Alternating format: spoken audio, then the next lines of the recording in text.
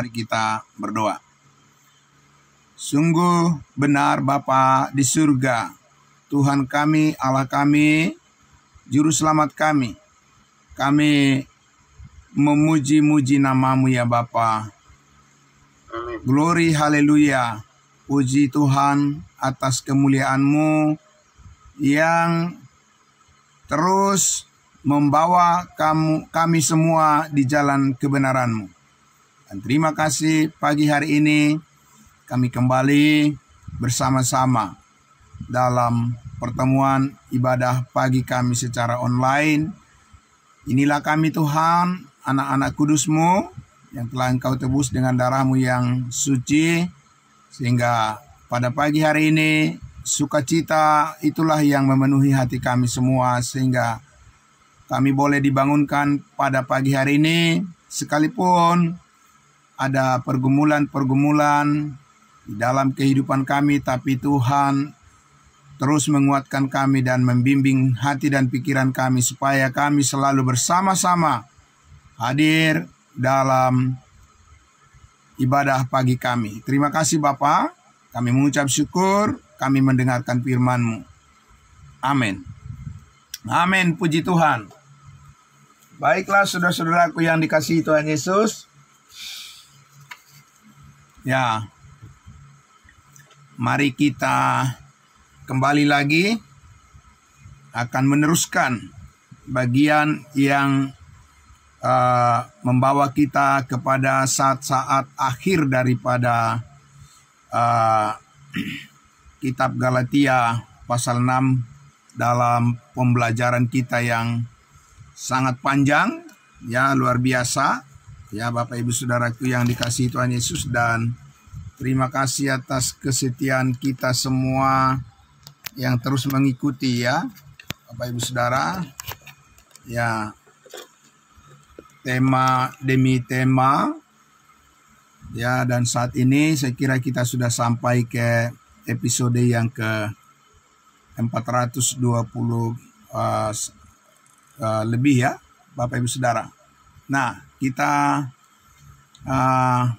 berterima kasih juga. Selamat pagi hambanya Bapak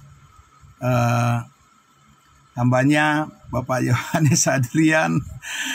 Kita semua berlatih ya Bapak ya, untuk sama-sama belajar dengan waktu yang Tuhan berikan yang sangat luar biasa bagi kita semua. Baiklah saudaraku yang dikasihi Tuhan Yesus ya, kita membuka Alkitab kita dari Galatia pasal 6.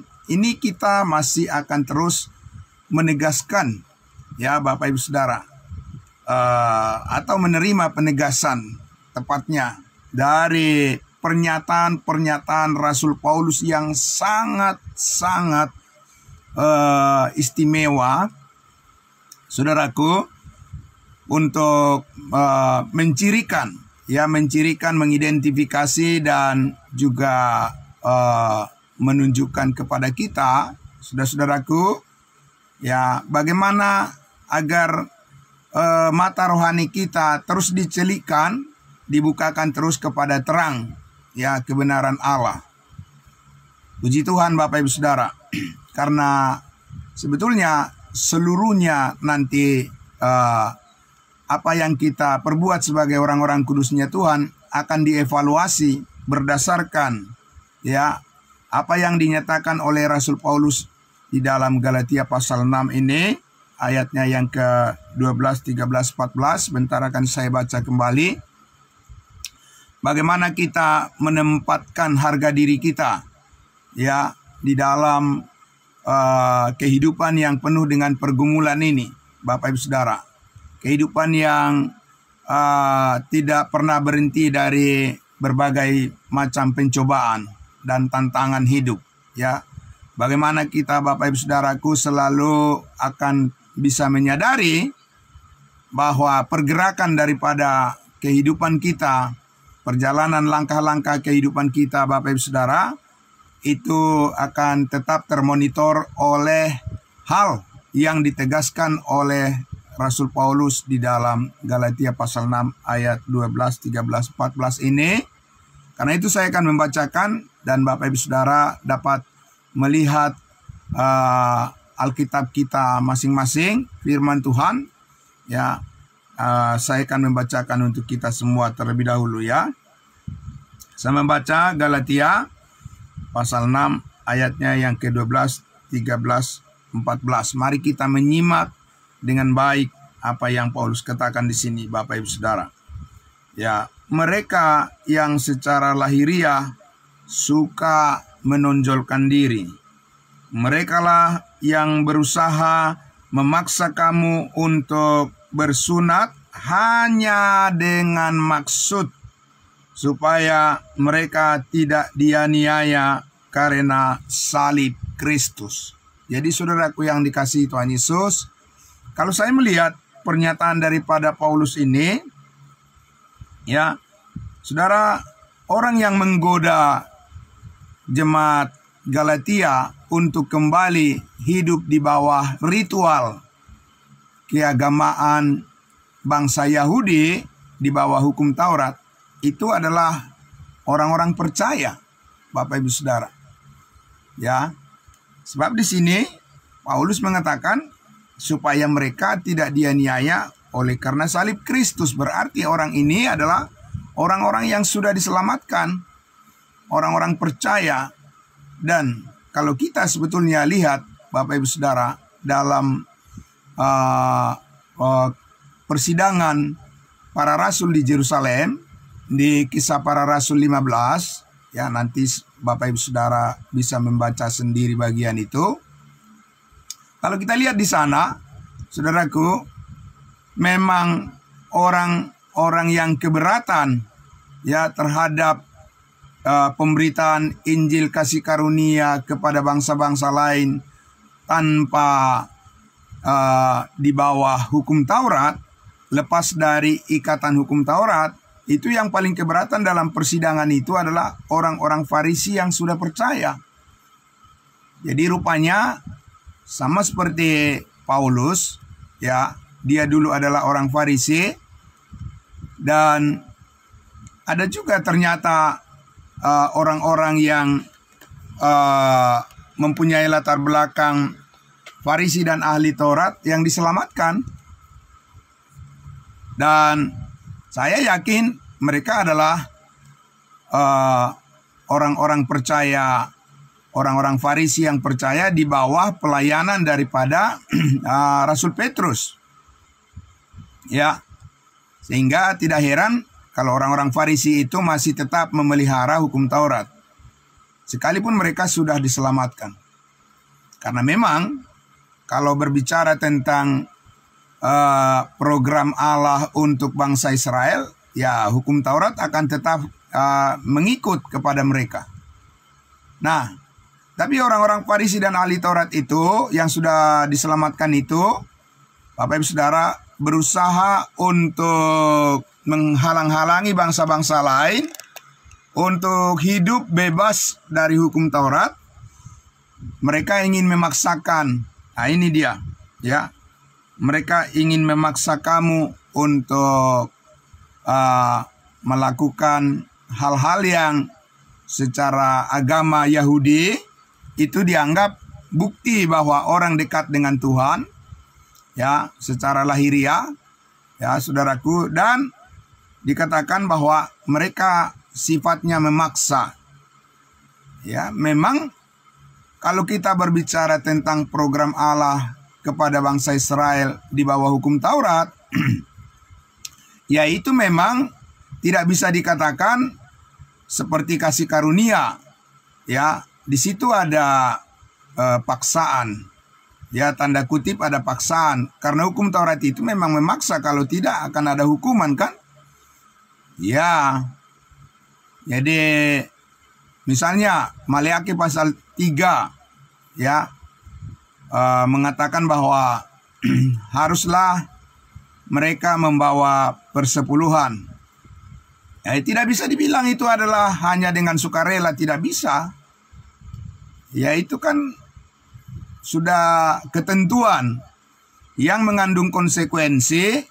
Kalau mereka tidak mematuhi pemberian persepuluhan itu, ada ancaman di situ. Nah, itulah makanya kalau kita dengarkan pengkhotbah-pengkhotbah yang masih terikat dengan peraturan persepuluhan, pasti mereka mengancam juga jemaatnya. Kalau jemaat tidak memberikan persepuluhan, maka ngengat dan akan menggerogoti ya kehidupan mereka, akan menggerogoti rezeki mereka kalau mereka tidak memberikan persepuluhan. Karena itu mengandung konsekuensi hukum Taurat itu, Bapak Ibu Saudara. Nah, itulah yang tidak diinginkan oleh Rasul Paulus terjadi kepada bangsa-bangsa lain yang percaya. Nah, sekarang sudah 2000 tahun, ya, sudah 2000 tahun Paulus menegaskan bahwa kita tidak hidup di bawah hukum Taurat sebagai tubuh Kristus. Tapi Bapak Ibu Saudara, lihat saja gereja-gereja di zaman sekarang ini kan, nggak ada ubahnya dengan keadaan di zaman Rasul Paulus ketika menuliskan surat Galatia ini, bahwa orang-orang bermegah secara lahiriah, ya, walaupun dengan cara halus mereka ya mengajarkan kepada umat bahwa mereka harus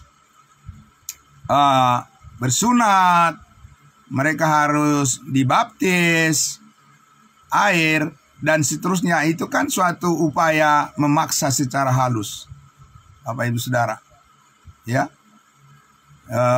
Tapi umat itu karena sudah terbiasa mereka mengikuti apa kata pemimpinnya, nah mereka pun Bapak Ibu Saudara secara ya terpaksa mereka harus mengikuti, karena memang sudah konsekuensi logis daripada peraturan-peraturan secara lahiriah itu memang sifatnya mengikat, memaksa. Nah, saudaraku yang dikasihi Tuhan Yesus, disinilah kita belajar terus untuk memahami ya bagaimana kemerdekaan kita di dalam Kristus Yesus dengan mempercayai ya, mempercayai sepenuhnya kasih karunia Allah yang telah memerdekakan kita dari segala dosa dan segala pelanggaran kita. Nah, itulah sebabnya dikatakan situ tadi, mereka itu memaksa kamu ya untuk melakukan ritual-ritual keagamaan.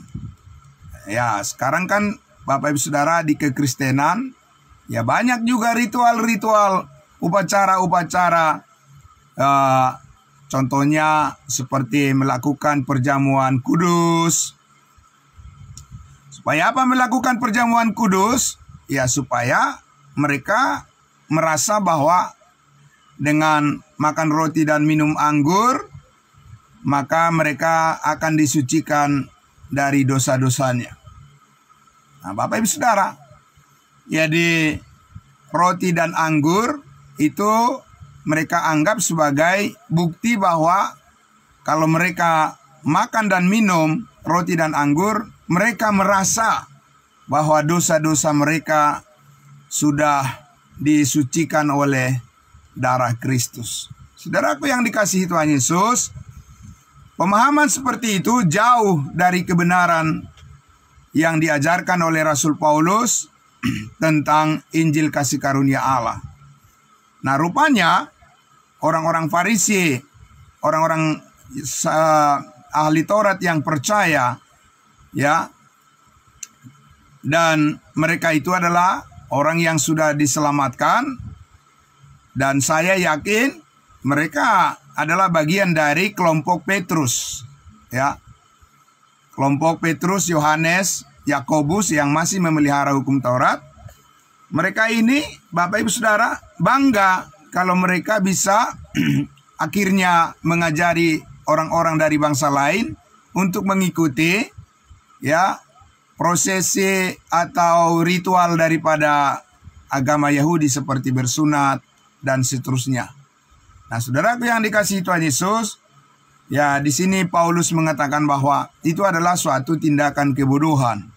Di pasal 3 itu sudah jelas dikatakan Paulus, itu upaya untuk berbangga diri, supaya mereka membanggakan diri bahwa sebagai orang Yahudi mereka bisa memerintah bangsa-bangsa lain, orang-orang percaya dari bangsa lain untuk mengikuti ya hukum Taurat mereka.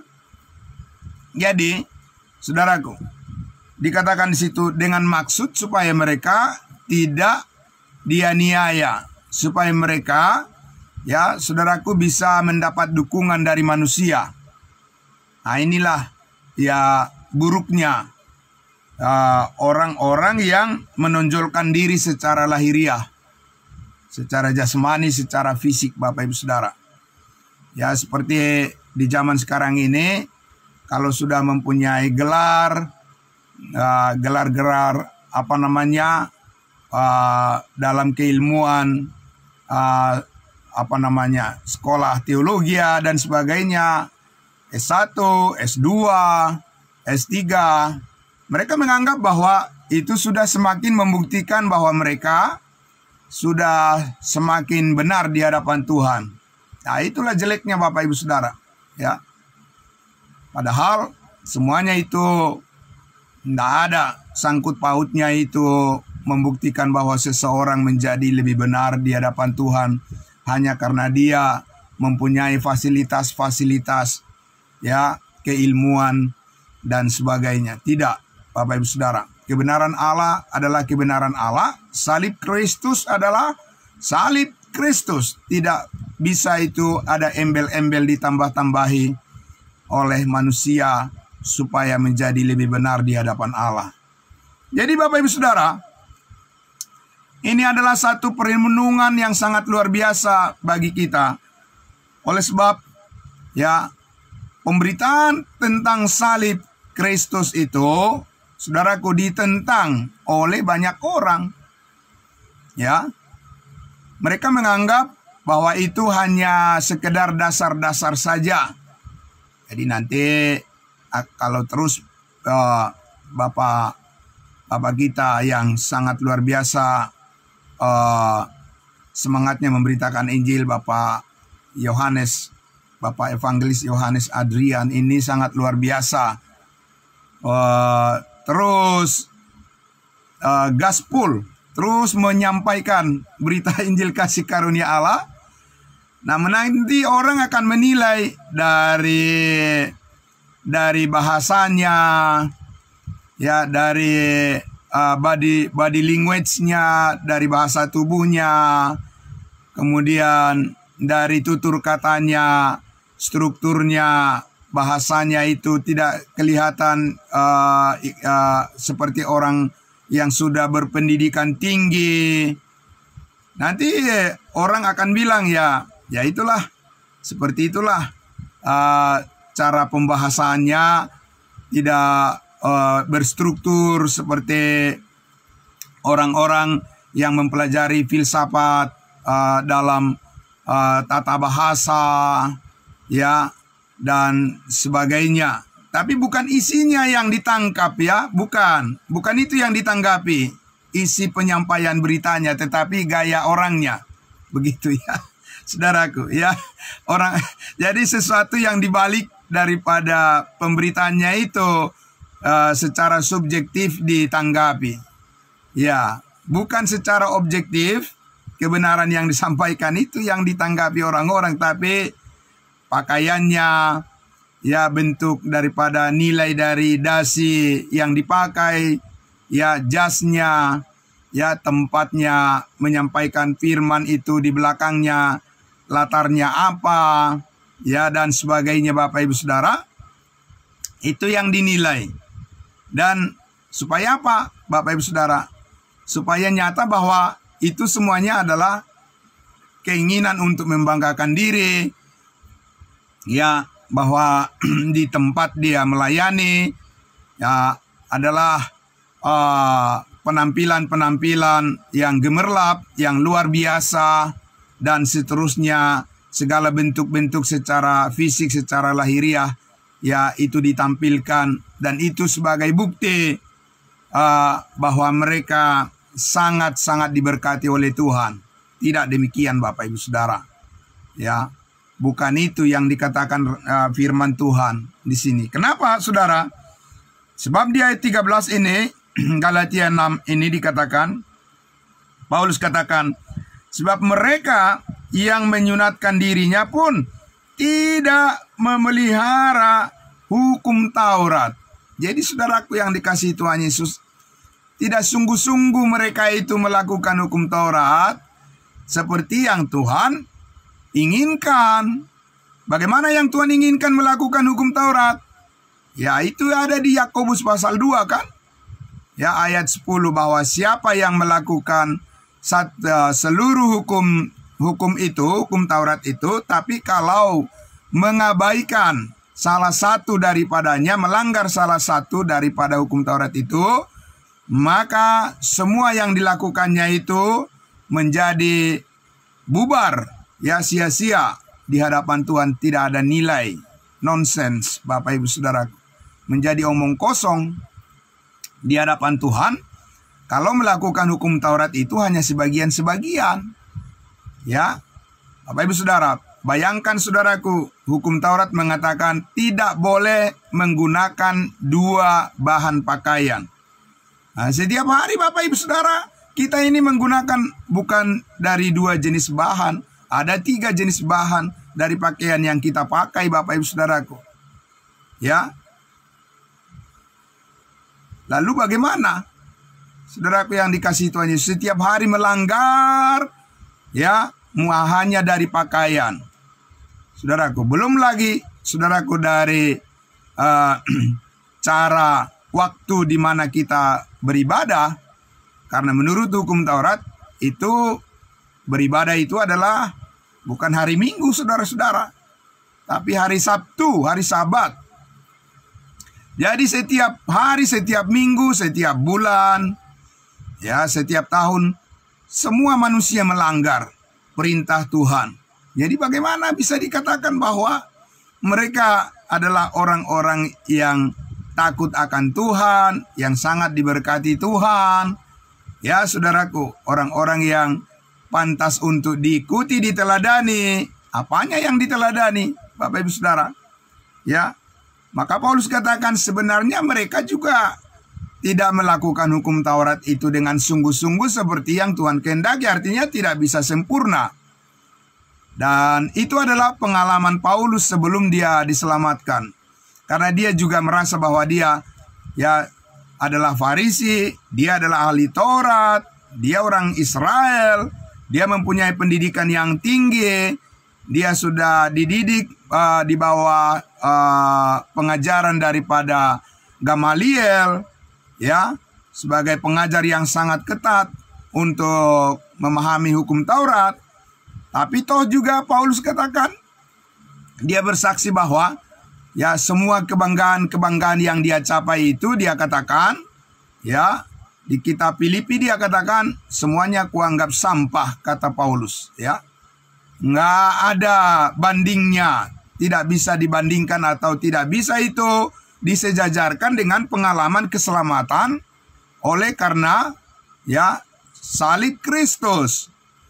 Nah, saudara yang dikasihi Tuhan Yesus, jadi jangan percaya bahwa orang-orang yang mengatakan mereka melakukan perintah-perintah Tuhan, bahwa mereka itu benaran melakukan perintah Tuhan. Tidak ada, Bapak Ibu Saudara. Yang benar-benar melakukan perintah Tuhan itu hanya siapa? Manusia. Ya, dari semua manusia di dunia ini yang pernah hidup di dunia ini, yang benar-benar melakukan perintah-perintah Tuhan itu hanya Yesus. Tidak ada yang lain. Nabi, rasul, apalah itu Bapak Ibu Saudara, jabatan-jabatan orang dengan segala keilmuannya, tidak ada yang melakukan perintah-perintah Tuhan seperti yang Tuhan kehendaki. Itu menurut orangnya itu, menurut kelompoknya itu, menurut denominasi gerejanya itu. Ya, Bapak Ibu Saudara, menurut agamanya itu. Bukan menurut kehendak Tuhan dan bukan menurut Injil kasih karunia Allah. Di luar itu semua. Ya. Nah, itu sebabnya saudaraku. Ya, kita lihat di ayat 3 di pasal 6 ayat 13 tadi dikatakan, sebab mereka yang menyunatkan dirinya pun tidak memelihara hukum Taurat, tetapi mereka menghendaki, ada tujuan mereka, Bapak Ibu Saudara, agenda yang tersembunyi ada di situ. Agendanya apa? Supaya kamu menyunatkan diri agar mereka dapat bermegah atas keadaanmu yang secara lahiriah. Bapak Ibu Saudara, itu sangat halus disusupkan.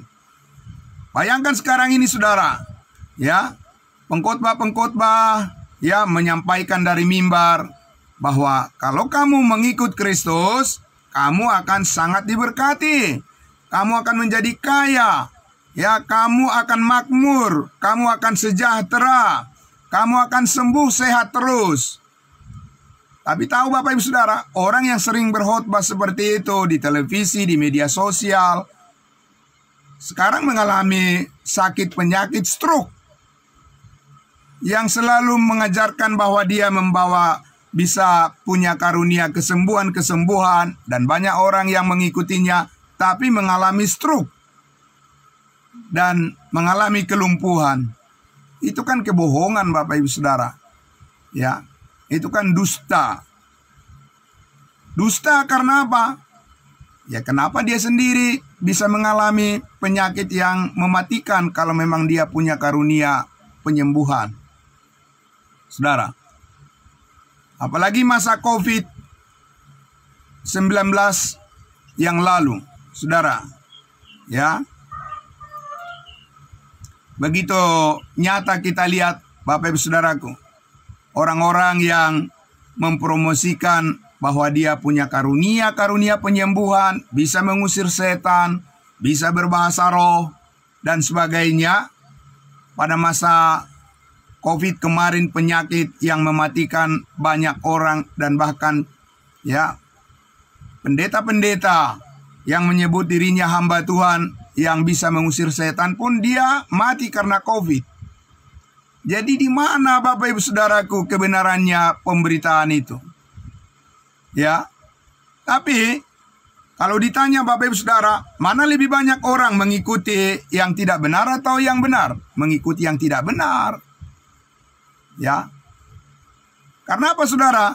Mereka bukan menonjolkan ya hal yang paling utama dalam kekristenan. Apa itu hal yang paling utama dalam kekristenan? Bukan perbuatan baik manusia, saudara. Perbuatan baik Tuhan. Dan perbuatan baik Tuhan itu adalah salib Kristus, amin. Jadi sejauh saudara terlibat di dalam pelayanan pemberitaan, ya, 1, 2, 3, 4. Begitu ya, Bapak Yohanes ya, 1, 2, 3, 4. Kalau saudara terlibat di dalam pemberitaan itu, 1 Timotius 2 ayat 3 dan 4, Allah menghendaki supaya semua orang diselamatkan dan memperoleh pengetahuan akan kebenaran. Disitulah saudara bisa dikatakan bahwa saudara ingin bermegah di dalam salib Kristus, bukan di dalam diri sendiri. Ya.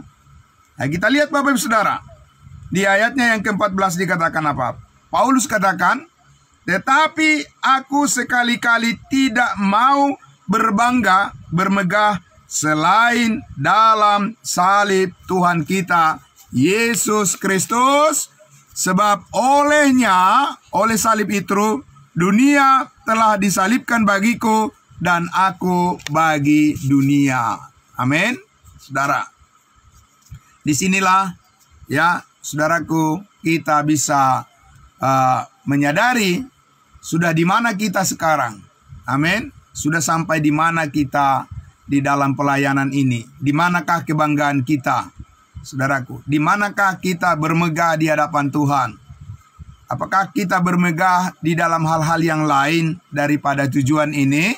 Atau kita semua berbangga karena kita mempunyai kesehatan, dalam menjalankan tugas pemberitaan Injil kasih karunia Allah, salib Kristus, 1, 2, 3, 4.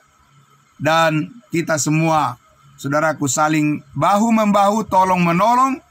Kita semua saling mendukung supaya kita melakukan pekerjaan yang dikehendaki oleh Allah ini sebagai tanda bahwa memang kita sedang berjalan di dalam pimpinan Roh Kudus. Amin.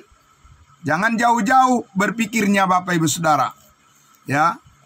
Kalau kita jauh-jauh berpikirnya, maka kita akan diarahkan oleh dunia berbangga tentang hal-hal lahiriah, hal-hal secara fisik, dan itu sangat merugikan orang percaya dan bisa membuat jadi orangnya sombong, orangnya menjadi orang yang sangat duniawi, dan orangnya akan menjadi sangat egois, dan orangnya akan jatuh kepada keinginan-keinginan daging yang merusak kehidupan orang percaya, tidak lagi fokus di dalam cermin kehidupan manusia baru, tapi sudah kembali kepada manusia lama.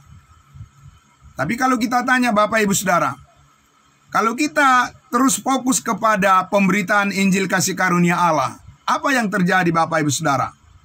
Paulus katakan, sebab Injil kasih karunia Allah itu adalah kekuatan Allah. Amin. Dan pemberitaan salib adalah kebodohan bagi mereka yang akan binasa, tetapi bagi kita yang percaya, itu adalah kekuatan Allah yang menyelamatkan. Amin. Yang membawa sukacita dan damai sejahtera. Oleh karena itu, saudaraku yang dikasihi Tuhan Yesus, mimbar gereja di mana kita menyampaikan firman Tuhan haruslah jelas didasarkan fokus pada pekerjaan Allah di dalam Yesus Kristus, supaya kita jangan jatuh kepada keinginan berbangga dengan diri kita sendiri. Tapi kita menjadi rendah hati sama seperti Kristus yang merendahkan hatinya. Dia adalah Allah, tapi dia mau mengambil rupa manusia. Dan di dalam keadaannya sebagai manusia, ya, mengambil rupa seorang hamba, dia merendahkan dirinya, taat sampai mati di kayu salib. Amin.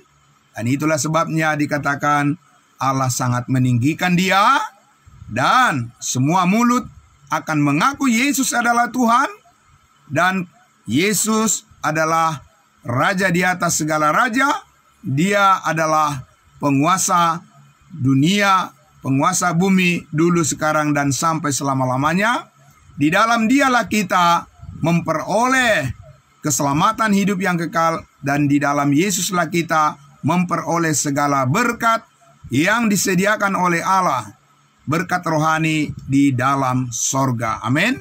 Jadi saudaraku yang dikasihi Tuhan Yesus, ya, jangan pernah ragu lagi. Amin.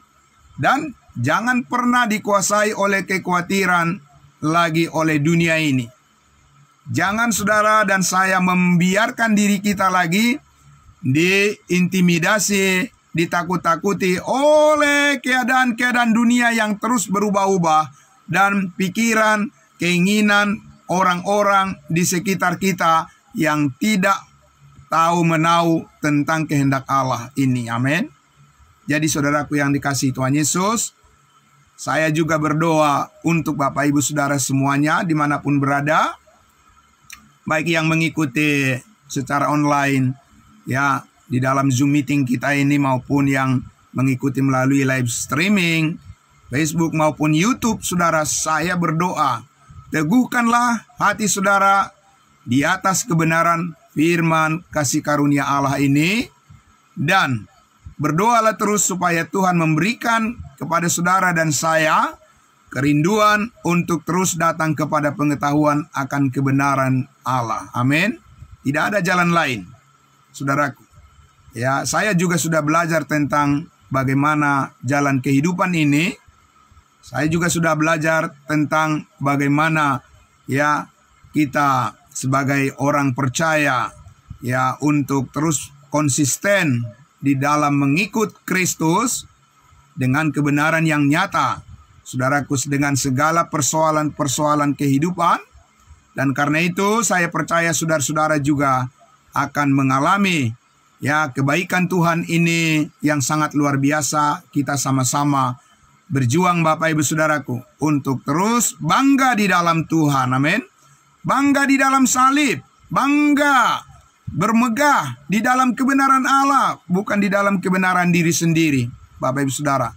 Karena itu akan mengecewakan kita, dan itu tidak membawa sukacita dan damai sejahtera. Melainkan salib Kristus, berita tentang pengampunan segala dosa, kepastian keselamatan hidup yang kekal, pemeteraian Roh Kudus, dan hidup di dalam persekutuan di dalam tubuh Kristus sebagai manusia baru, sebagai ciptaan baru. Itulah yang menjadi kebanggaan kita semua. Amin. Selamat pagi Bapak Ibu Saudaraku semuanya. Biarlah hari-hari kehidupan yang kita jalani semuanya dalam campur tangan Tuhan, dengan campur tangan Tuhan, dengan kasih-Nya yang sempurna, terus memberkati kehidupan kita. Tetaplah semangat Bapak Ibu Saudaraku. Mari kita saling mendoakan satu dengan yang lain untuk kemuliaan nama Tuhan kita. Mari kita berdoa. Bapa di dalam surga, terima kasih mengawali pekan yang baru yang Tuhan berikan bagi kami. Kami sangat bersyukur ya Tuhan Yesus. Kemarin kami sudah bersama-sama berkumpul sebagai tubuh Kristus, sebagai jemaat kudus-Mu ya Bapa. Kami sudah menyatakan puji-pujian kami, penyembahan kami, dan juga firman yang terus disampaikan oleh hamba-Mu yang dibagi dengan tepat, menguatkan jemaat-Mu dimanapun berada, membuka wawasan dan pikiran yang baru bagi semua orang yang mendengarkan, dan banyak jiwa yang diselamatkan. Terima kasih, diberkatilah semua saudara-saudara kami pada pagi hari ini yang terus membuktikan bahwa kekuatan kami adalah pekerjaan Allah, bukan dengan diri kami sendiri. Dan kami percaya salib Kristus adalah cermin daripada kehidupan kami di dalam terang kemuliaan Kristus Yesus. Salib adalah kemuliaan kami, karena itu kami percaya kepadamu sepenuhnya. Diberkatilah semuanya. Di dalam nama Tuhan Yesus kami berdoa dan bersyukur. Haleluya, puji Tuhan. Amin. Amin, saudaraku yang dikasihi Tuhan Yesus. Selamat pagi untuk kita semua. Selamat beraktivitas. Tuhan Yesus berkati. Saya serahkan kepada Ibu Rostani Manalu untuk membawa kita dalam doa syafaat. Tuhan memberkati. Shalom. Amin. Terima kasih Ibu. Terima kasih Bapak semua. Selamat pagi.